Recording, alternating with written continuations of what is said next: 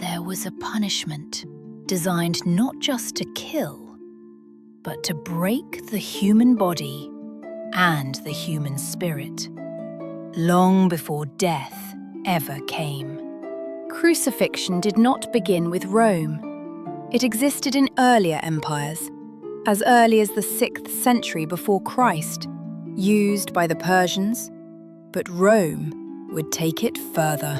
By the 3rd century before Christ, Rome had adopted crucifixion. And over the next several centuries, they refined it, standardized it, and turned it into a tool of control. This was not justice.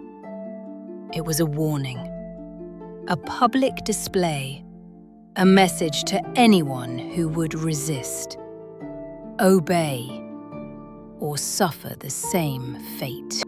Crucifixion was not random. It was ordered by Roman authority, governors, military commanders. It was a punishment reserved for non-citizens, slaves, rebels, enemies of the state. Crucifixion did not begin at the cross. It began with weakening the body. Many were scourged first. A brutal whipping, intended to reduce strength, ensuring resistance was impossible. They were then forced to carry the crossbeam through public streets, often over long distances, while crowds watched. This was humiliation before death. A sign was often placed above the condemned, listing their crime, so that all who passed would know why they were there. The cross itself varied. Some were simple posts. Others formed the now recognizable shape. The vertical beam stood fixed. The condemned carried the horizontal beam. When they reached the site, the execution began. They were bound or nailed, nails driven through the wrists or forearms, the feet secured below. The crossbeam was lifted and attached, the body suspended in a position designed for suffering. Crucifixion did not kill instantly. It killed through exhaustion. To breathe, the condemned had to push upward. As strength faded, breathing became impossible, and death came slowly. In some cases, the process was accelerated. The legs were broken, removing the ability to breathe, and death followed quickly. This could last hours or even days.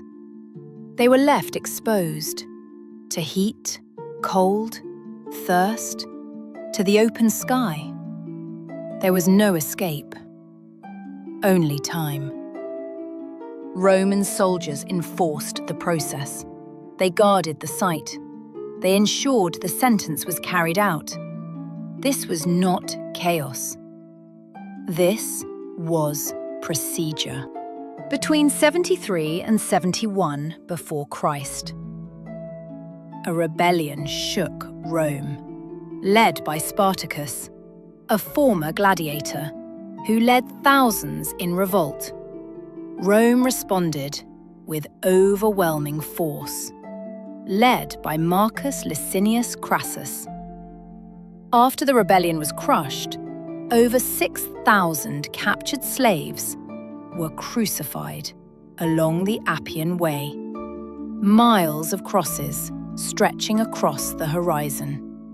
A message that rebellion would not be tolerated. Decades later, in the early 1st century, one crucifixion would be remembered more than any other. Jesus Christ, crucified under the authority of Pontius Pilate. A moment that would shape history for centuries to come. By the 4th century, Rome began to abandon crucifixion. The method, too brutal. The symbol, too powerful. And under Emperor Constantine, it was ultimately banned. But its shadow remains, not just as a method of death, but as a reminder of what power can become, and how suffering once was used to control the world. Like, share, and subscribe, because some stories should never be forgotten. And if there's a story you want told, leave it in the comments.